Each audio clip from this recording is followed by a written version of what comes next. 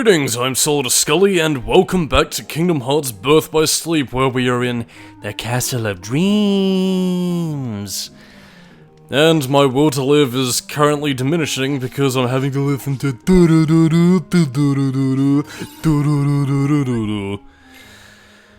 yeah, and unfortunately this is also the level where I had to grind for a wee bit because, yeah, when you start off at very low levels in this game, it's kind of pish really, so yeah, onto anything else though, just to sort of drown out the soundtrack that I will probably edit out if I can be bothered. We'll see. Maybe I might be feeling vindictive today and let your pain be mine and mine yours. But yeah, to kind of go into how I'm going to be doing these parts, I'm basically going to be recording these in hyperspeed really. Again, like at time of recording, we've got, I believe it's part, I think 17 of Batman Arkham Asylum being uploaded today, so yeah, I don't really have too many parts of that left, so I'm pretty much recording Birth by Sleep in hyperspeed, and I don't think it'll be finished by the end of 2023, so yeah, I'm pretty much just going to be recording these in bulk, getting these episodes as, you know, out as quickly as I possibly can, and yeah, pretty much just moving on to greener pastures, finally finishing off a fucking Silent Hill Downpour review, which at this rate is going to be a fucking Christmas review. And, yeah, that's, yeah, just pretty much finishing Birth by Sleep. I mean, I'm saying this, like, still early on into Aqua's story. We've still got Terra's story to go through, and as well as the final story and a few bits and pieces of bonus content here and there. And, oh my bloody goodness, it's, yeah, I mean, it's nowhere near as long as Kingdom Hearts 2, though I think the fact that I took a break for Kingdom Hearts 2 before continuing the other half was at least partially responsible for Birth by Sleep being as delayed as it was, but whatever, Kingdom Hearts 2 was a long game that I enjoyed, whereas Birth by Sleep is a moderately paced game with a lot of repeated content that I kind of don't enjoy. It's very conflicting, but anyway, this is Ventus's D-Link. He basically has a finisher move that's kind of meant to be similar to, you know, Fart Flare, you know, where you just do a spin around move and that's windy. Yeah, but whatever. In terms of Aqua's finishes, it's pretty much going to be building up to, you know, Magic Volley and a few others here and there that I'm going to be naming after female orifices and other bodily functions because my sense of humor is childish, as you can no doubt tell. But to kind of give the level design of Castle of Dreams credit, since we're pretty much cramming this all into one part, yeah, certain characters will be visiting certain parts of the levels in different orders. Like, again, you won't be visiting the exact same points Ventus was visiting, obviously. I mean, you do get to see the inside of the humble abode of Lady Tremaine's estate. But, again, you're not going to be doing the whole shrunk-down thing that Ventus is doing. Well, I mean, at least not immediately.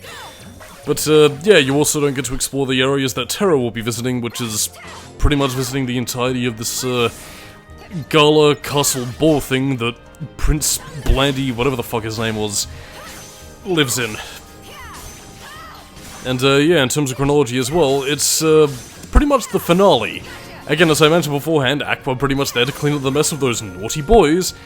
And, since Ventus took place first, Terra second, Aqua's pretty much finishing the Cinderella storyline where, you know, she's running away, the magic has ran out, and now she's going home to be locked inside her household from the evil stepsisters.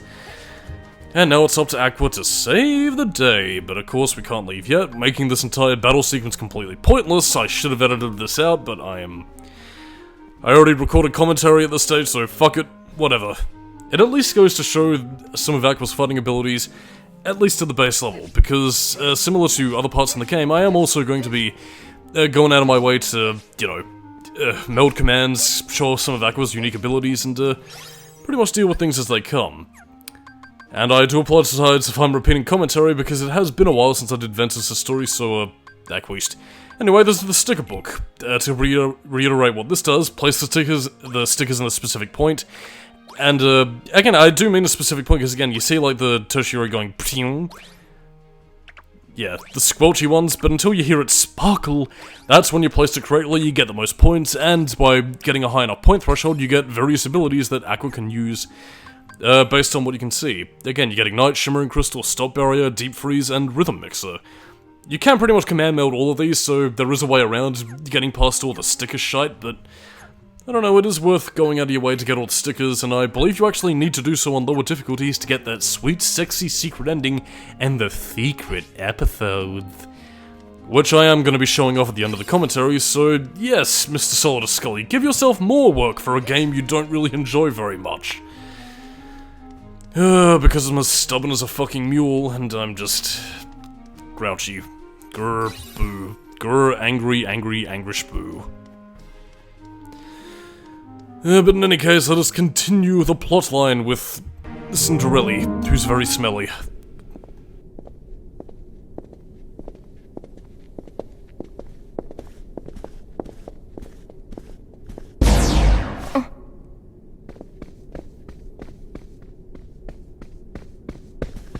Who are those ladies? Oh, if I recall correctly, that is Lady Tremaine, and those are her daughters. There was something very wrong about them. You came back! Huh? Oh, my apologies. I was mistaken. Your Highness, I found this on the palace stairs. A glass slipper. One dropped by a lovely young lady, and I'll search far and wide to find the maiden to whom this belongs. You will? Of course, Your Highness. After all, you finally found someone whom you wish to marry. Upon hearing that happy news, your father, the king, has decreed that a quest shall begin immediately throughout the kingdom, and I will start with the closest residence, that of Lady Tremaine.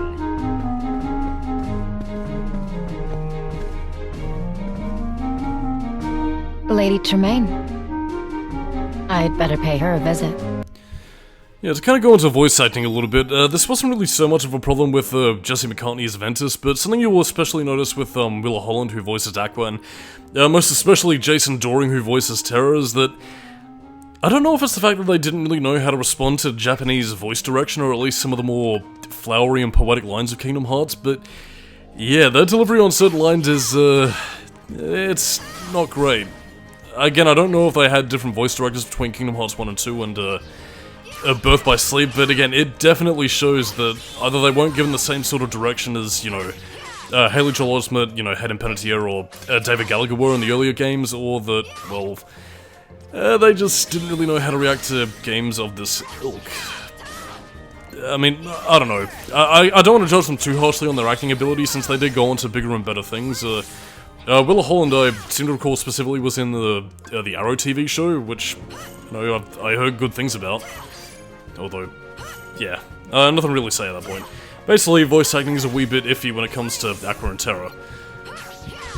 But to also talk about some of her abilities in and of itself, again, despite being magic-focused, Aqua also has a very different way of blocking Keyblade attacks, which is basically with, yeah, barriers.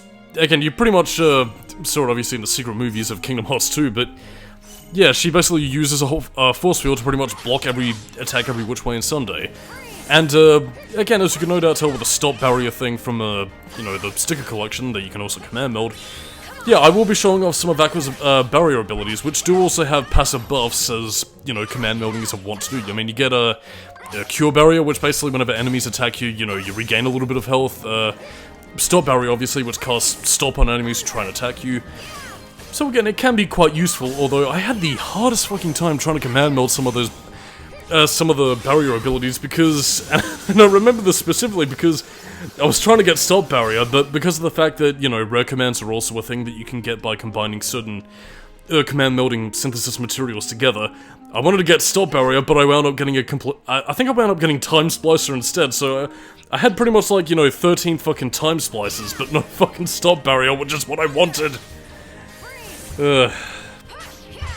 I mean, isn't that just the fucking way? Like, I mean, again, when you don't want to get a rare ability, you get it every which way in Sunday, but when you do want to get it, you know, it's hither nor fucking thither, and you can't get it no matter what you try and do.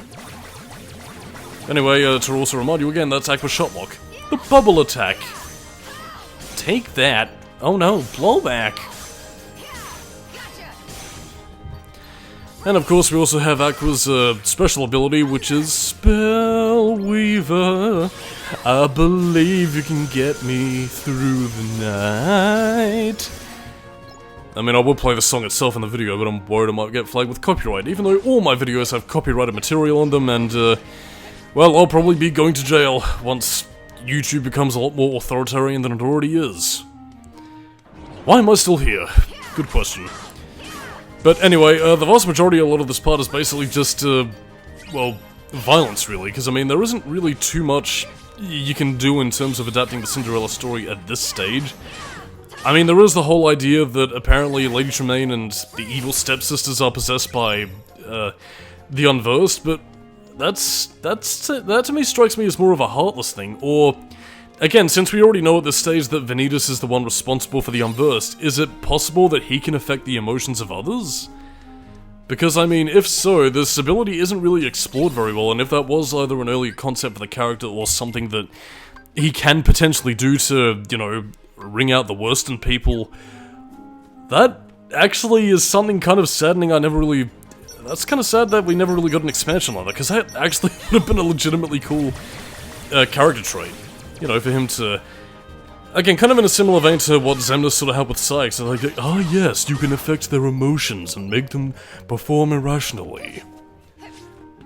I mean, it would make sense, but I don't know, I guess they didn't really have much of a distinguishment between Unversed and Heartless at this stage, or... excuse me, maybe it was meant to be just a bit of a ruse cruise and misdirection kind of thing? I don't really know what to say at this point. Either way, it's just a bit of an odd thing, and you'll be seeing it as one of the last, well, I suppose what we might as well call the level boss of this area.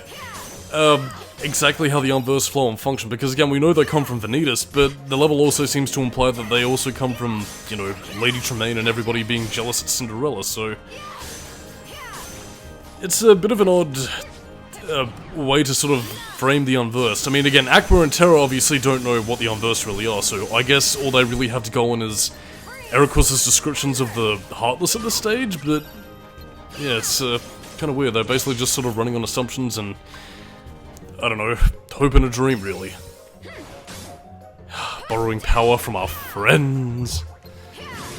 But don't worry, you'll be seeing Terra's abilities in full when we get to his story, eventually, which, again, I know I sort of said this at the beginning of, at the end of Batman Arkham Asylum, which you probably haven't seen at this point, but yeah, I'm not going to be breaking up Aqua and Terra's story with, you know, another game to sort of break things down. I'm pretty much just going to be recording this speed style, just so I can get all of this recorded, then I can finally rest and sleep and have my birth by sleep. Yeah, whoopee. So for those of you looking forward to a Sonic the Hedgehog 1 commentary, I'll probably be saving that for next year. But in the meantime though, more violence. That's basically all there is to Aqua's story. I wish I had more to say, but... yeah. It's also taken a wee bit longer also because, well... yeah, no, we're pretty much at level 1 at this stage, so... yeah, finding enemies takes a wee bit longer than I initially thought. So I suppose while we're continuing to do violence-y things... nope, that's pretty much it.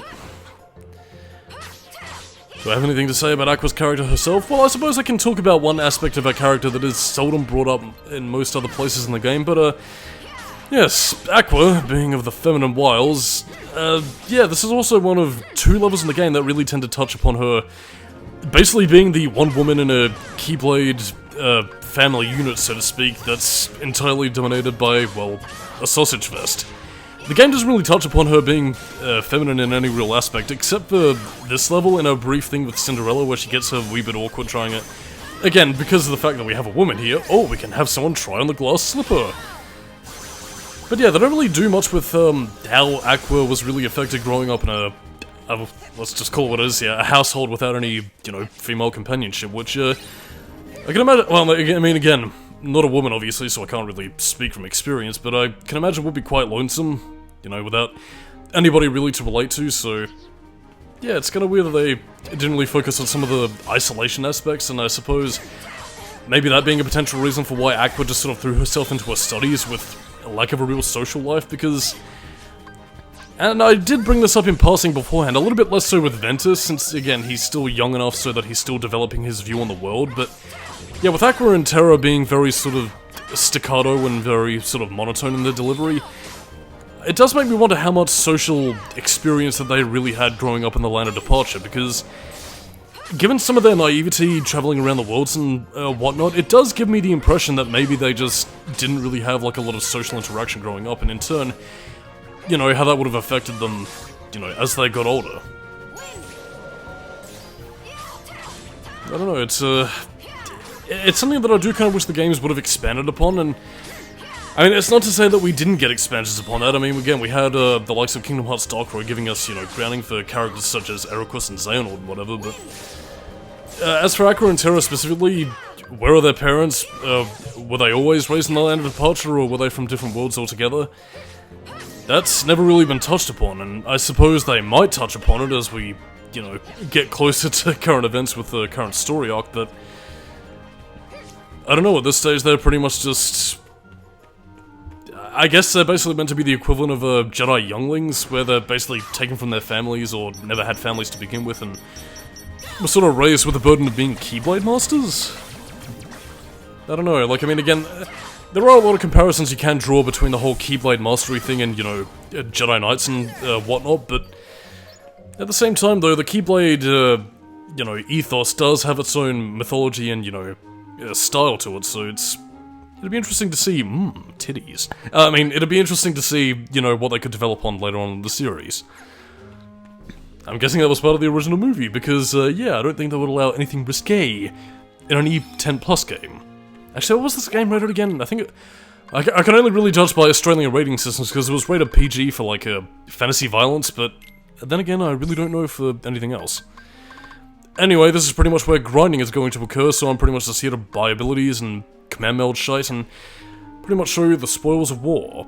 Again, I'm not gonna overlevel, mind you, but I am pretty much just gonna, you know, showcase a few different abilities, at least get relatively up there, because the upcoming boss fight can actually be well, kind of pish, to be honest.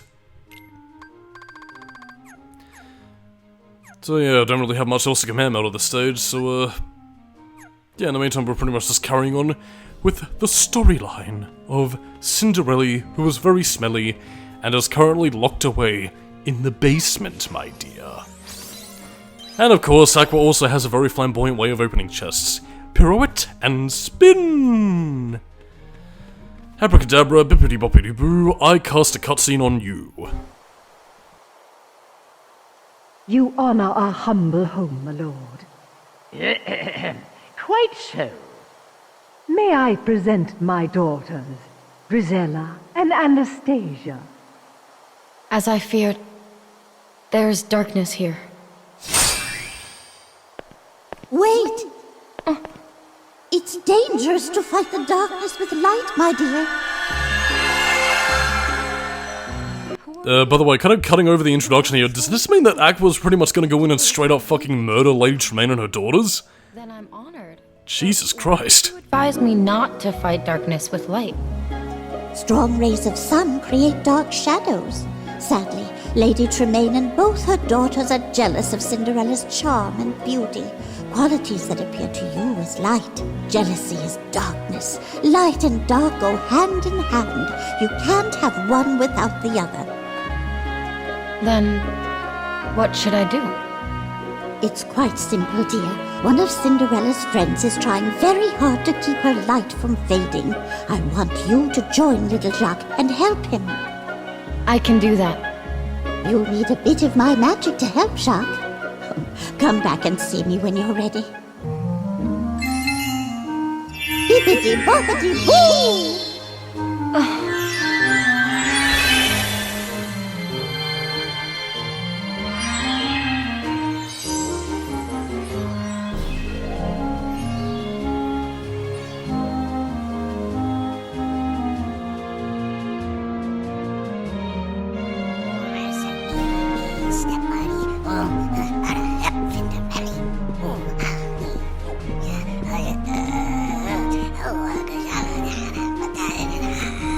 Are you okay? Cinderelly, step muddy locker in a rum. Gotta let her out. Gotta save Cinderelly.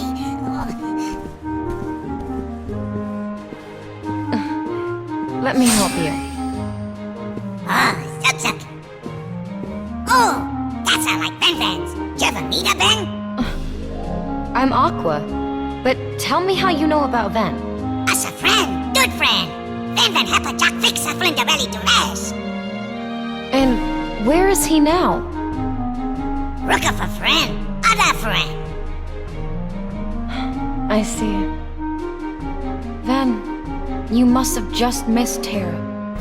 Can't understand why. It always fit perfectly before. Quite enough of this. The next young lady, please. Oh no, hear that? Gotta flurry. Flinderelly gotta try that flipper. Come on, flurry. No. I said gotta flurry. It's alright, leave this to me. Jack, don't lose that key. Violence against strange creatures of unknown origin. Yes, finally, Aqua is back in her comfort zone. Anything evil that the Master deems as evil must be destroyed. And yeah, this is basically another defend the character mission Sugar Me Do, where basically don't let Jack get attacked, otherwise Jack will get daxed. Turd. Yeah, it's pretty much let him get to the other side of the room, don't let the Unversed hit Jack, and yeah, that's pretty much all, really. We can don't worry, we'll protect you, Jack. We will use our pussy juice to destroy the Unversed. Eat pussy juice, you fucking Unversed bastards. I'm immediately reminded of that fucking Top Gear joke. Pour some pussy on it. I mean, I will say this at the very least. I mean, at least Jack is quick on his feet. Well, I mean, being a mouse, he'd probably have to be, since he's under attack by cats and cheese traps every which way in Sunday. Whatever, at least it was over quickly, and it was one of the more painless escort missions. Yeah! Posing to the extreme, dude! Thanks, Aqua.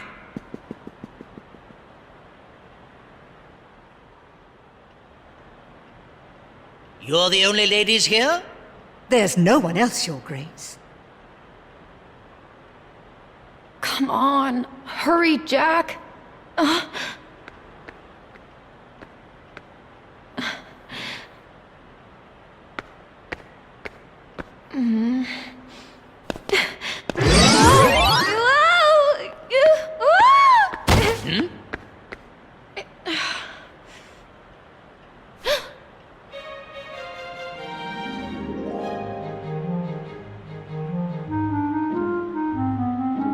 Oh, would it be alright if I tried on the glass slipper?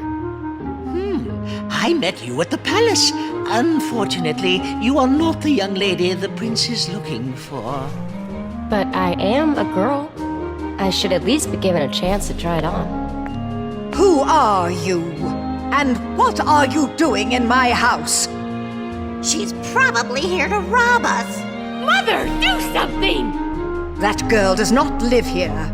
I have only 2 daughters.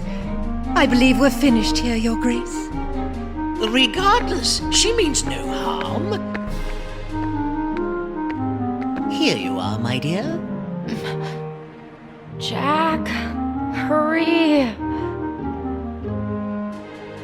Your Grace, please wait. May I try it on?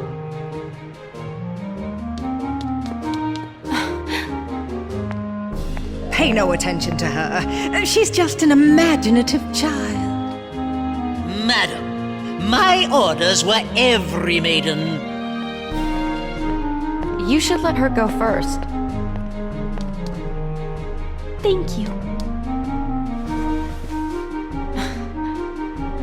I actually want to thank you for teaching Tara he needs to keep believing.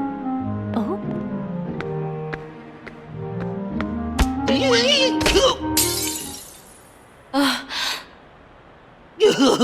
What will I do? Please, don't worry. You see, I have the other slipper.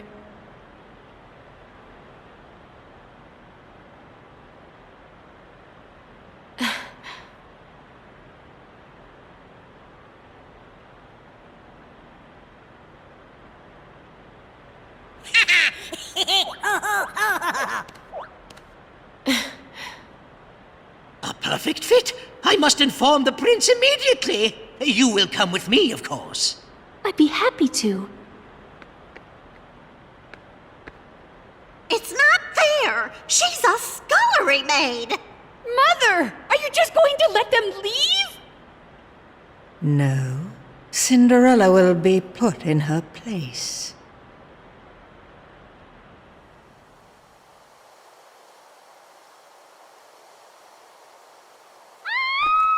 What's that? What happened? Where is Cinderella? She was attacked by a creature, a monster in the forest. A monster? More violence. I mean, I know it's a little bit repetitive to say, but Aqua is very much just, it's kind of weird, actually, because, like, I mean, in the sense that she's more studious, she also has the more violent path of basically destroying a lot of the monsters. Again, it's kind of weird to say this, but again, for the more studious Keyblade student, she's also the one who's basically on the warpath the most, which is quite strange, and, you know, when we get to Terror Story, I think I'm probably going to have a lot more interesting to say here than I do there, actually.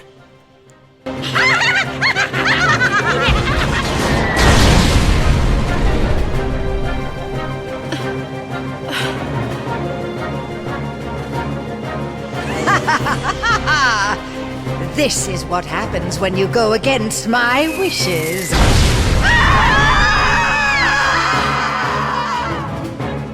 The darkness in their hearts overtook them. Go.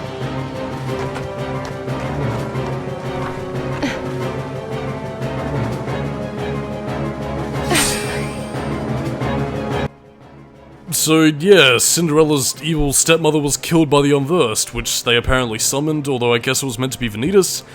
I really don't know, but anyway, you also saw a much, well, a slightly more difficult version of the boss with Ventus in the Mirage Arena, so yeah, this one is significantly easier. The only thing you really need to worry about at this stage is basically the pumpkin Unversed carriage sucking you up and then eating you, draining your health gradually, but don't worry.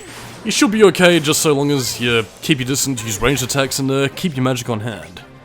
It'll occasionally launch out pumpkin bombs to try and defeat you, but at this rate there's really nothing to worry about. And with Ventus's D-Link fully leveled up, you also get, well, what's basically the equivalent of Fartmosphere, except, you know, not quite as potent as what it would have been if fully leveled up as Ventus. Oh, and it's already finished off. Never mind! That's pretty much the end of that chapter, and the end of Cinderelly being very smelly, except not really.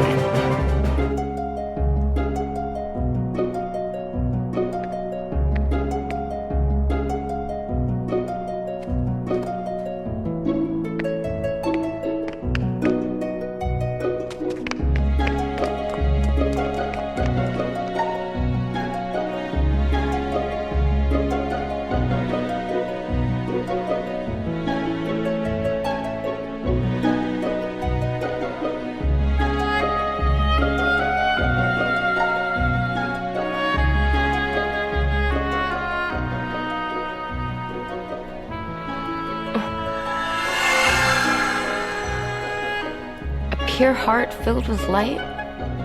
It's strange. The Master taught me darkness needs to be destroyed. But how, if not with light? Oh, my dear, you're too young to know. Experience more things, and you'll find the answer.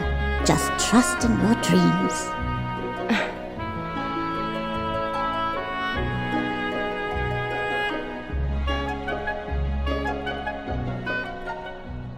Whimsy! And yes, we can forward to dealing with Cinderella, Keyblades we're not going to use.